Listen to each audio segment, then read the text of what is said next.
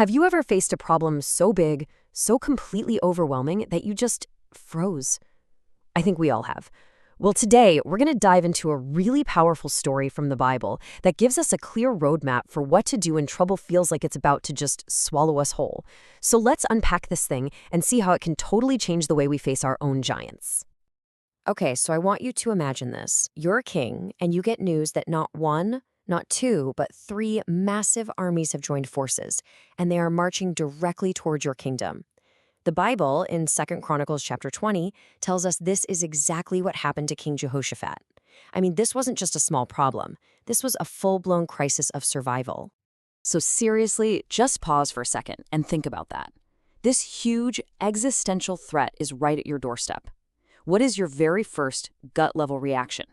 Do you panic? Do you immediately start strategizing? Do you call all your advisors?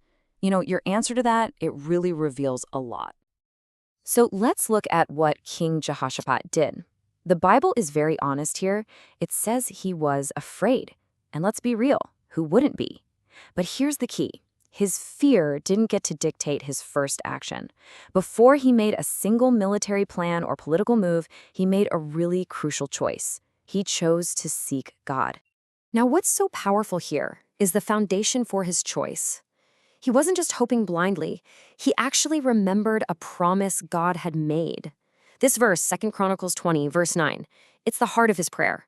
He's basically saying, God, we are standing on your word, on your past promise. We believe that when we're in trouble and we cry out to you, you will hear us and you will save us. And this is such a critical point. See, Jehoshaphat didn't try everything else, and then, when nothing worked, turned to God as his last resort. Nope. His very first move was to call the entire nation to fast and pray. That action was a huge public declaration of dependence. It was him telling everyone, listen, God isn't just one option among many. He is our only true hope. And this brings us right to our first major takeaway, the incredible power of making prayer your first move. Jehoshaphat shows us exactly how to turn what could be total panic into a genuine act of worship. Let's dig into how this one decision can transform our whole approach to a crisis. When you think about it, a crisis is like a high-pressure test. It instantly reveals what our security is really built on. Is it our own strength, our money, our connections, or is it God? Jehoshaphat's immediate response to seek God just lays it all out there. His ultimate trust was in God's power, not his own. And this matters so much for us today, right? When we choose prayer first, it's like we short-circuit that panic response. It invites a kind of peace that no human strategy could ever offer. And maybe most importantly, it forces us to stop and remember who God is and all the times he's been faithful in the past. It just completely shifts our perspective from the problem to the problem solver. Now, the second lesson is just as powerful, and it flows right out of the first one. It's all about what true faith looks like in practice. See, it's not about puffing out your chest and pretending you're strong. It's about the incredible, almost counterintuitive power that's found in just depending on God. This right here has got to be one of the most honest and powerful prayers in the entire Bible. I mean, think about it. Jehoshaphat, the king, stands up in front of all of his people and just says, "We are powerless. We do not know what to do." There's no performance there, no spin.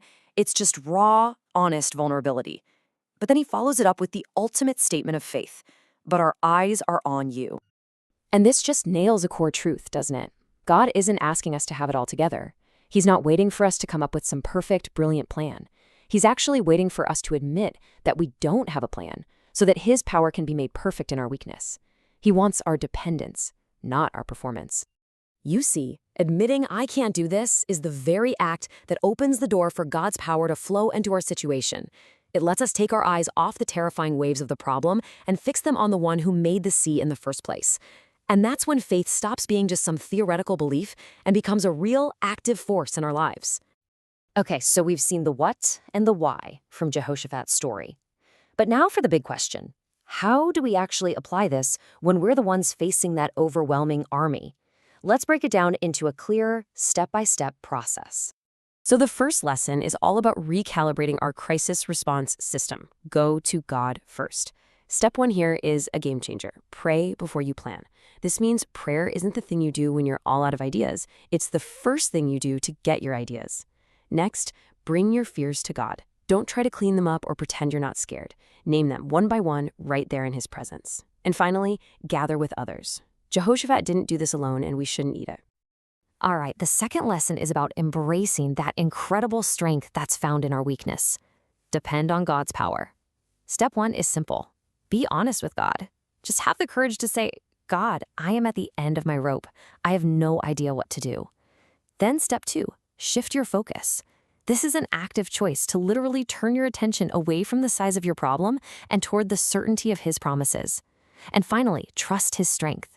It's deciding to believe that His power is made perfect in those very moments when you feel smallest and most vulnerable. You know, maybe the best way to start is with a really simple prayer, just like this one. It's a great model for us. Father, when fear rises, turn my heart to you. Help me come first to you, not as someone strong, but as someone in need. I mean, that's it. That is the whole essence of what we've been talking about. So the bottom line, the final takeaway from this entire story is this simple, powerful command. Whatever army you're facing today, whether it's in your health, your family, your finances, your future, the strategy is exactly the same. Don't fix your eyes on the problem. Fix your eyes on God.